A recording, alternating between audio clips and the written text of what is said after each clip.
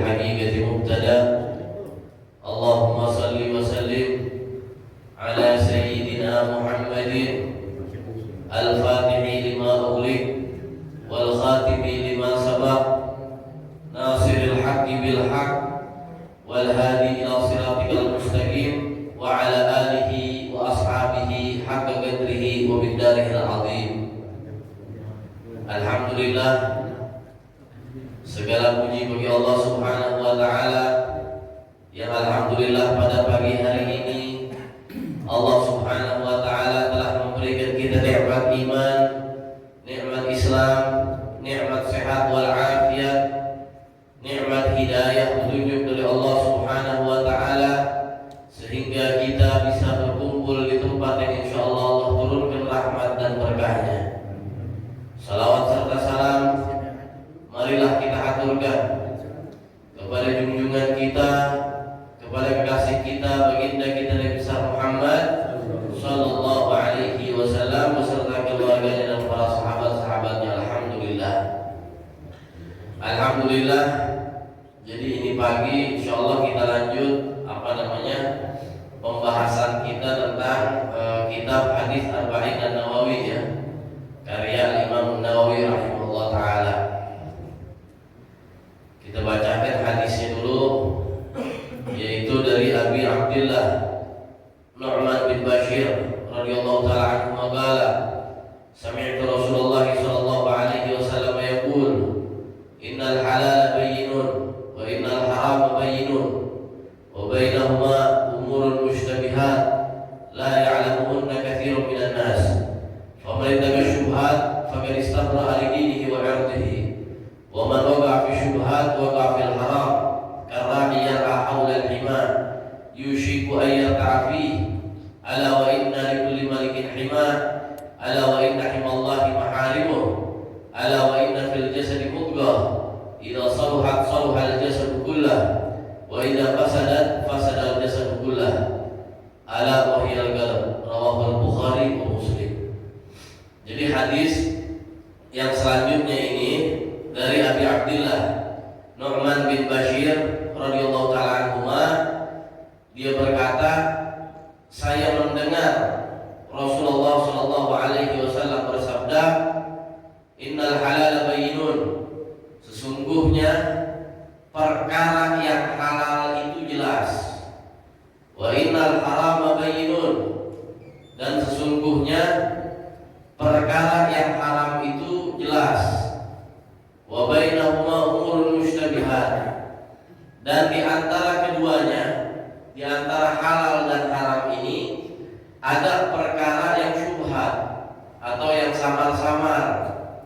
La ya'lamuhunna katsirun minan nas, tidak banyak manusia ini mengetahui tentang perkara yang samar-samar tersebut, antara halal atau haram. Kata Nabi SAW, wa man waqa'a fi syubhat waqa'a fil haram.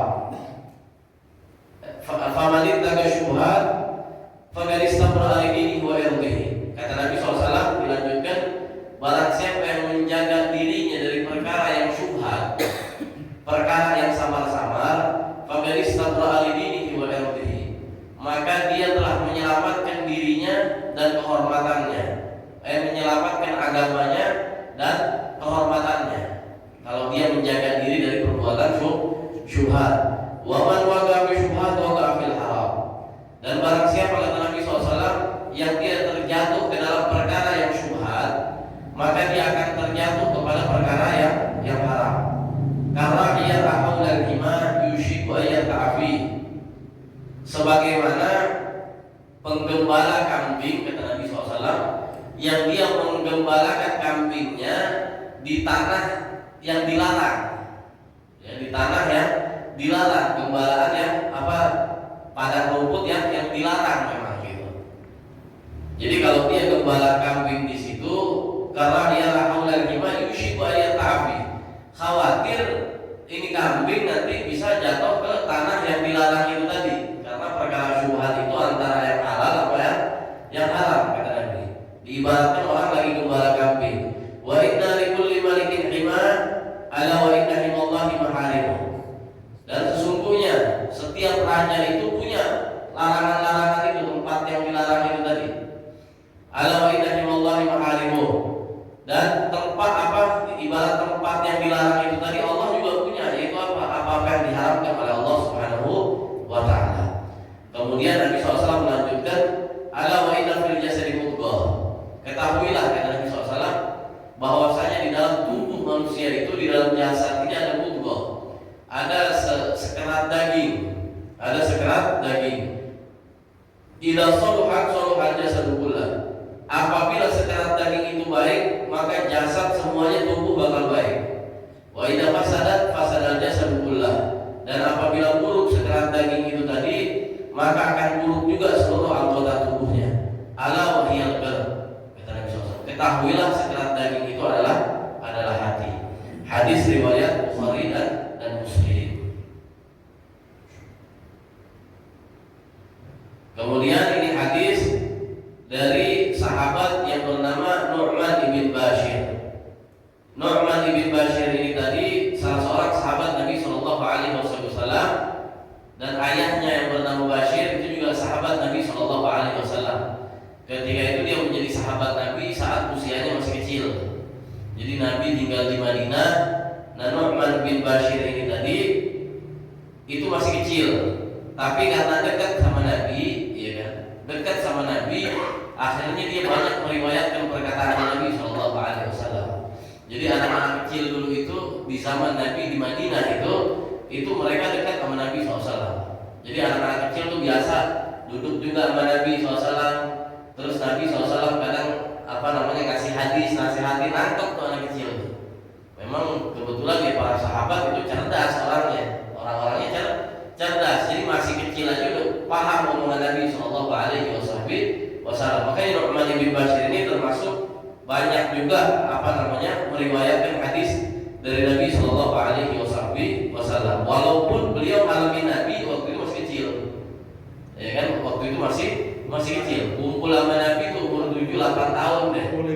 Umur 7-8 tahun. Jadi masih kecil. Kemudian Nu'man bin Bashir ini berkata, saya mendengar. Jadi saya mendengar Rasulullah SAW bersabda. Jadi dia waktu kecil itu tadi didengar dari Rasulullah bersabda, nyampaikan sesuatu kepada Nu'man bin Bashir ini tadi. Dia bilang, Rasulullah SAW bilang, innal halal bayyinun. Ya. Sesungguhnya perkara yang halal itu jelas.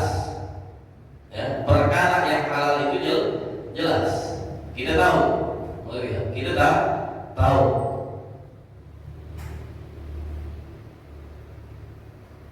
Nah, kita di mazhab Syafi'i, di mazhab Maliki, mazhab Hambali, mazhab Hanafi, ya kan, macam-macam mazhab.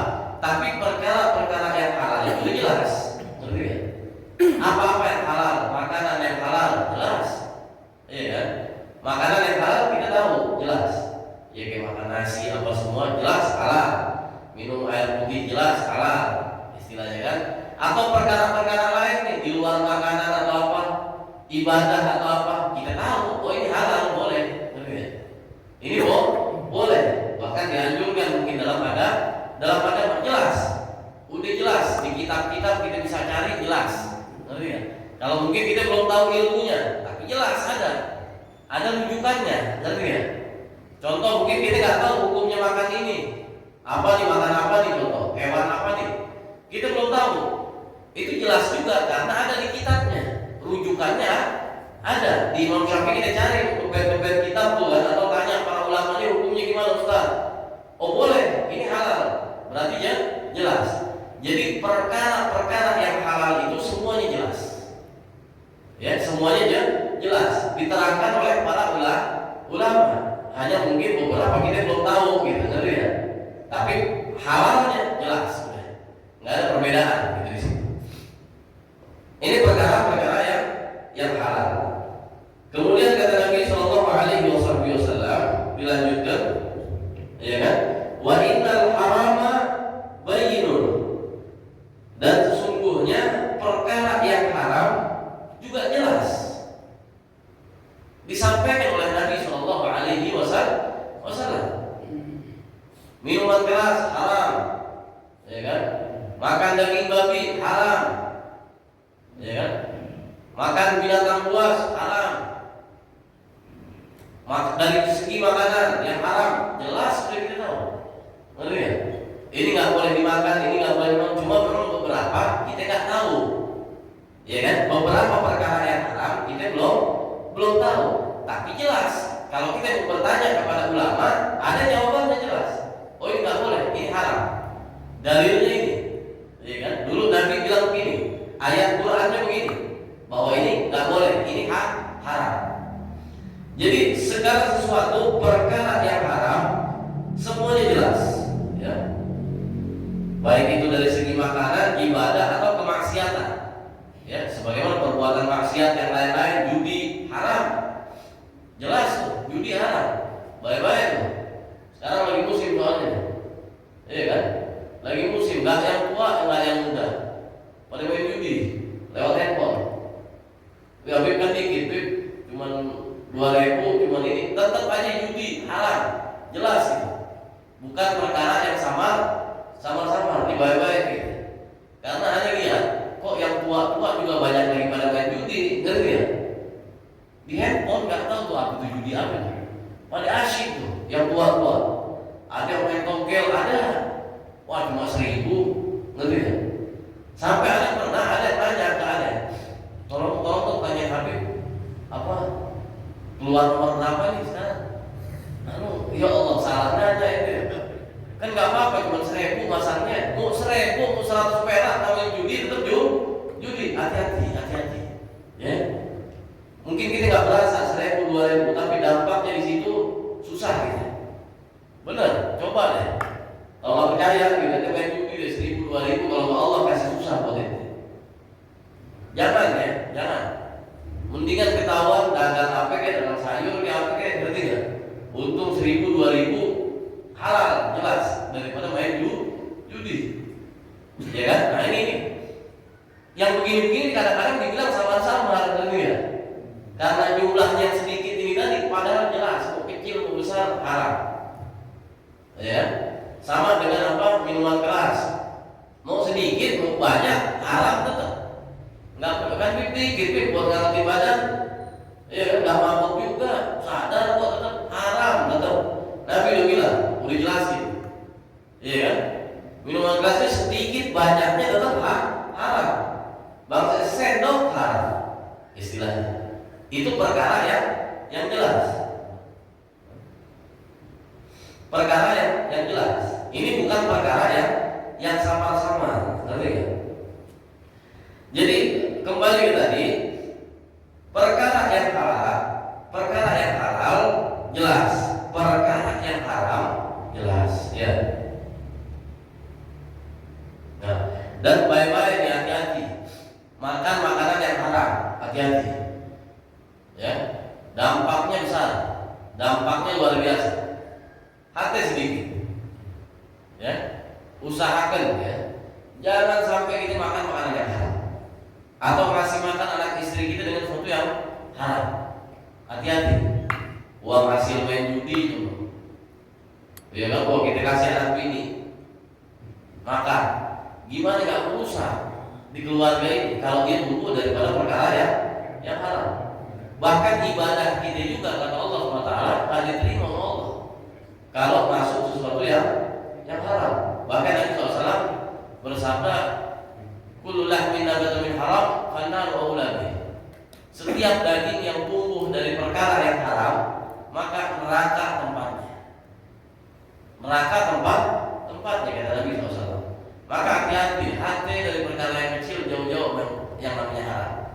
Terus kalau kita anak kita jadi anak yang soleh, anak yang baik, ya kan, keluarga kita menjadi keluarga yang sakinah, mawaddah, warahmah, usahakan kasih makan mereka itu dengan makanan yang halal. Jangan sekali-kali kasih makan dengan makanan yang haram, karena ngefek, ngerti ya? Mereka mungkin nggak tahu kalau yang kita bawa ini duit haram, ngerti ya? Nggak kena dosa, cuma efeknya dapat. Efeknya apa? Hati jadi keras, susah menerima nasihat. Kita nasihatnya nggak bisa deh, hatinya keras deh, karena biasa dicekokin makanan yang haram.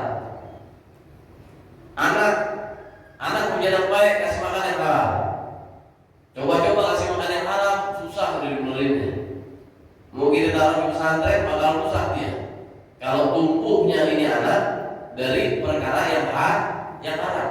Kecuali hidayah Allah ya kan, kalau Allah kasih hidayah kan, cuman kan 1001. Ikhtiarnya kita apa ya? Ngerti ya?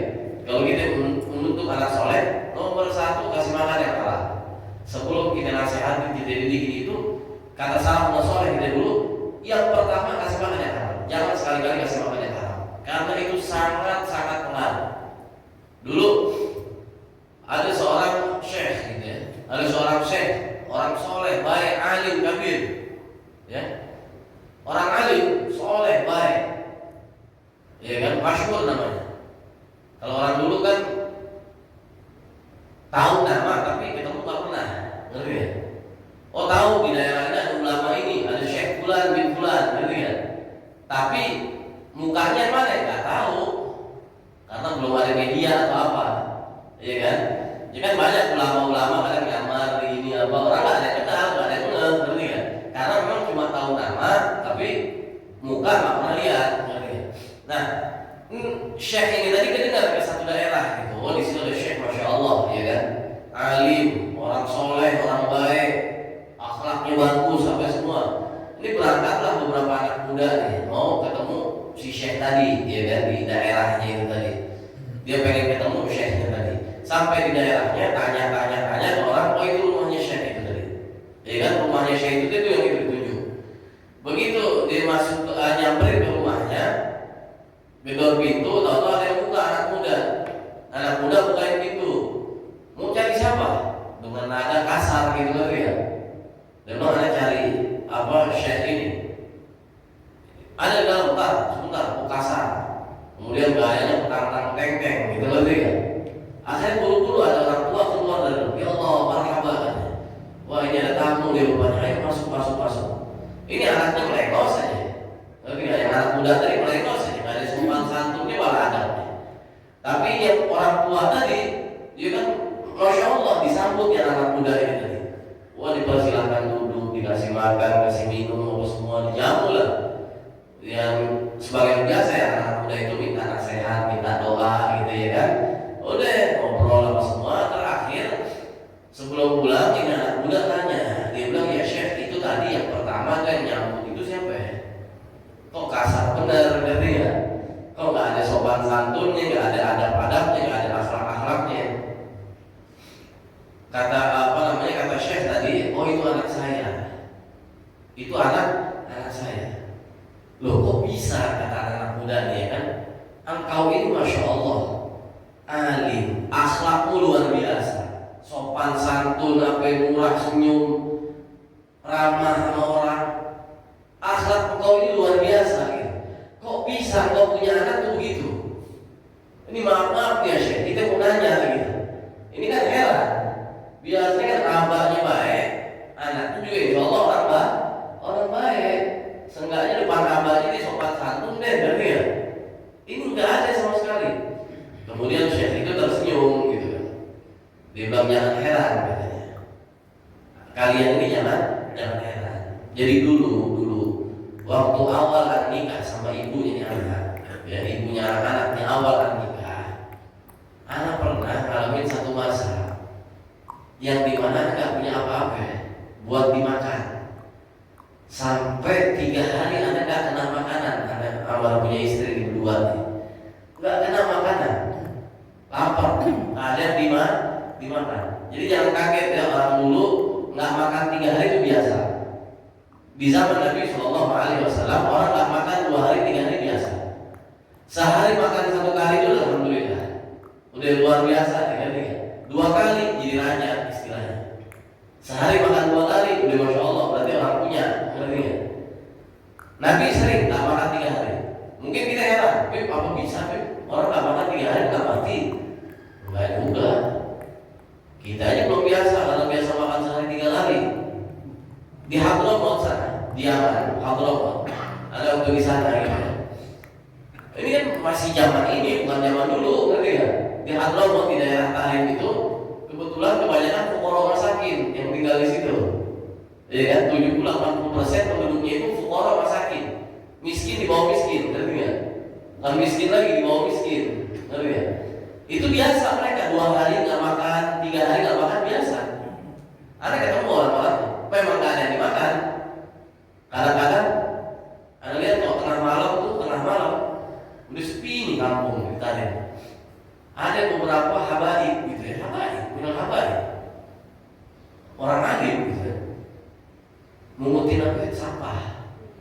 Jadi kalau malam tuh udah sepi nggak ada orang, dia ke tempat sampah nyari ngais sama makanan.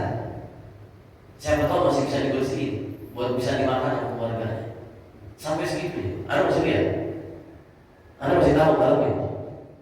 Jadi Anda tahu di zaman Nabi dulu begini ya.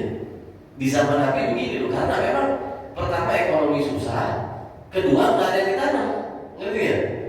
Nggak kayak kita kan apa aja ada, daun bisa jadi lalapan, ngerti ya? Segala macam tumbuh, singkong gampang banget tumbuhnya. Di sana susah, jadi makanan susah. Nah, ini kembali ke cerita Syekh tadi. Dia bilang saya waktu itu awal nikah pernah ngalamin satu masa itu sampai 3 hari saya nggak makan. Nah, hari ketiga tiba-tiba tetangga saya bawain makanan ke saya. Nah, tetangga saya ini dia kerja di pemerintahan, di kerajaan. Kerjanya di kerajaan. Nah, di kerajaan ini kan duitnya duit itulah, ngerti ya? Duit masya Allah ya gitu, ngerti ya? Duit korupsi, duit apa dari zaman dulu memang, ngerti ya? Duit pajak, minus rakyat, sampai dolim rakyat dari zaman dulu, dari ratusan tahun yang lalu begitu, ngerti ya?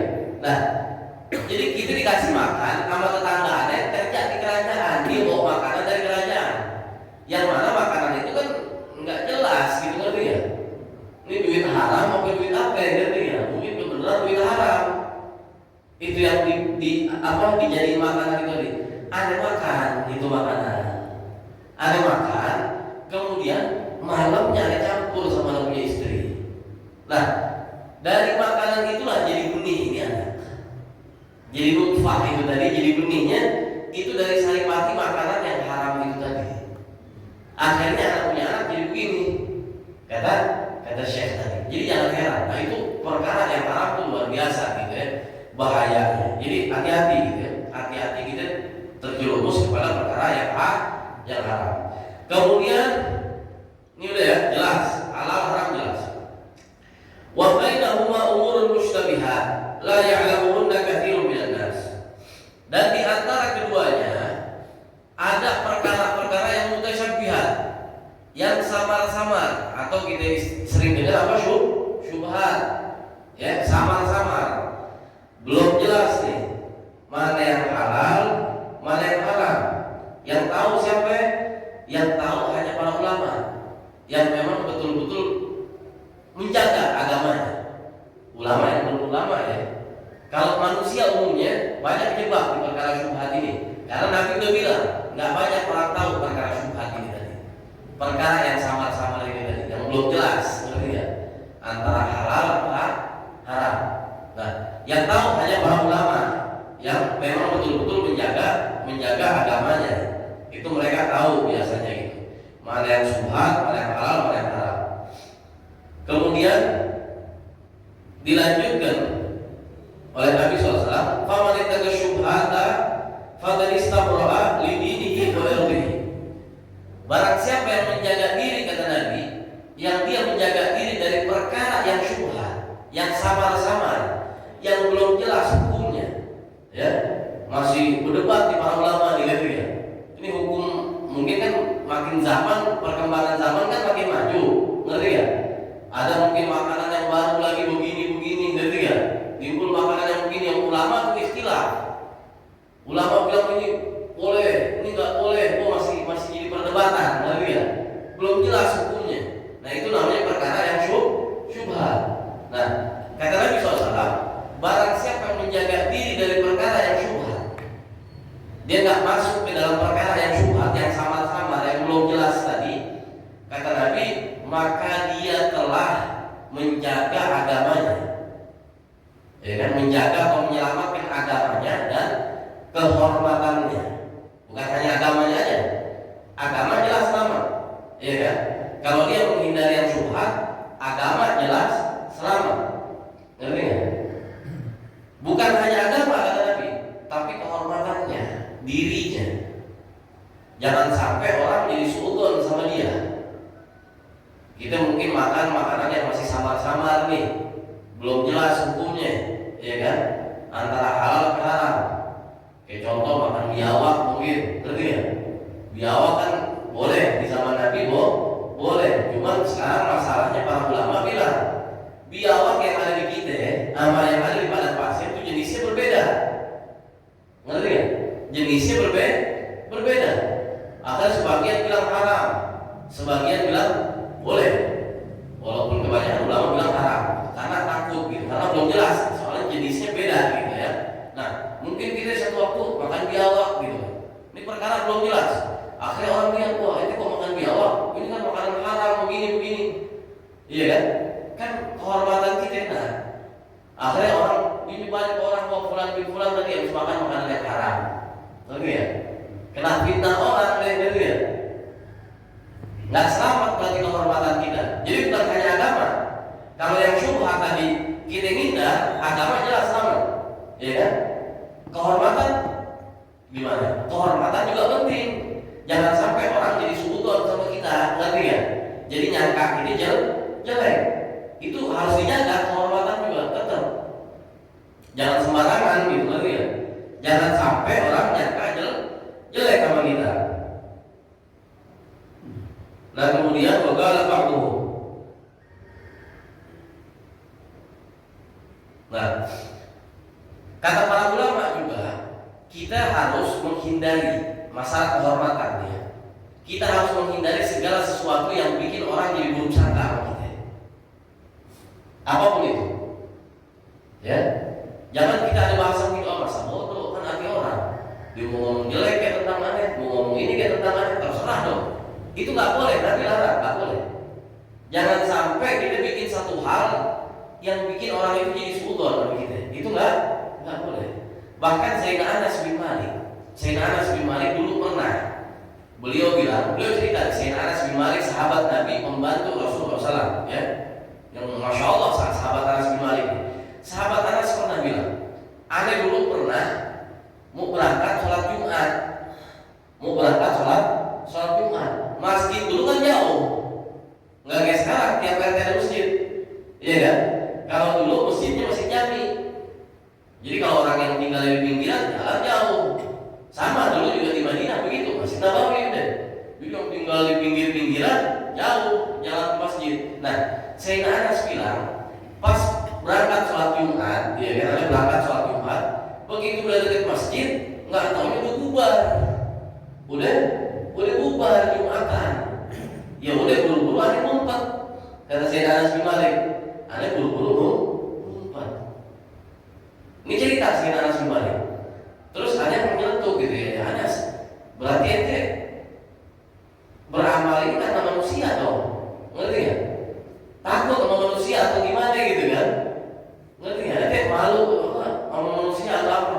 Bukan begitu kata Sayyidina Anas bin Malik. Aneh kan telat uzur, memang ada uzur, ngerti ya? Telat. Ini kalau orang-orang datang terus kelihatan ada Jumatan, akhirnya mereka nyangka ada macam-macam. Dia nggak tahu kan alasan anak apa atau apa, ngerti ya? Rasulullah melarang untuk mendatangi tempat-tempat fitnah tersebut, dilarang. Makanya kata Sayyidina Anas, mending ada ngumpet daripada jadi bahan omongan orang. Nah ini pentingnya menjaga kehormatan, gitu ya. Jadi jangan ada bahasa-bahasa begitu bodoh amat deh. Orang mau bilang apa kek, orang mau ini kek, nah jangan. Nabi larang, gitu ya. Karena ntar kita juga yang susah, ngerti nggak? Kita juga yang susah. Nah kemudian itu tadi kata Nabi SAW, barang siapa yang menjaga diri dari perkara syubhat, maka dia telah menyelamatkan agamanya dan kehormatannya. Kemudian waman waqa'a fi syubhat waqa'a fil haram. Dan barang siapa yang dia itu terkena yang syubhat, melakukan hal-hal yang syubhat, maka dia akan terjerumus kata Nabi SAW kepada perkara yang haram. Ya, orang biasa melakukan syubhat, lama-lama melakukan yang haram. Ini belum jelas, ya apa-apa ini kan syubhat bukan haram. Iya. sekali, 2 kali, 3 kali, 4 kali. Yang haram udah ngeri ya, disikat juga. Nah ini Nabi SAW. Sebagaimana itu tadi, kita lagi gembala kambing, ya, kita lagi gembala kambing. Kemudian apa namanya? Gembala kambing di tanah yang berbatasan dengan orang. Ya, padang rumput ada 2, satu punya kita, satu punya orang. Ada pembatas. Pembatas itu kata Nabi itu yang namanya syubhat. Ya, pembatas itu. Kalau kita gembala kambing di batas itu tadi, kan khawatir, ngerti kan? Akhirnya kambing nyelonong aja ke tanah sebelah, iya kan? Nyelonong ke tanah sebelah, akhirnya kena apa? Kena yang haram. Maka itu Nabi udah ngingetin. Dan setiap raja kata Nabi SAW itu punya yang namanya apa? Batasan itu tadi. Dan Allah juga punya batasan. Apa? Segala sesuatu yang Allah haramkan itu batasan. Ya kan? Hududullah.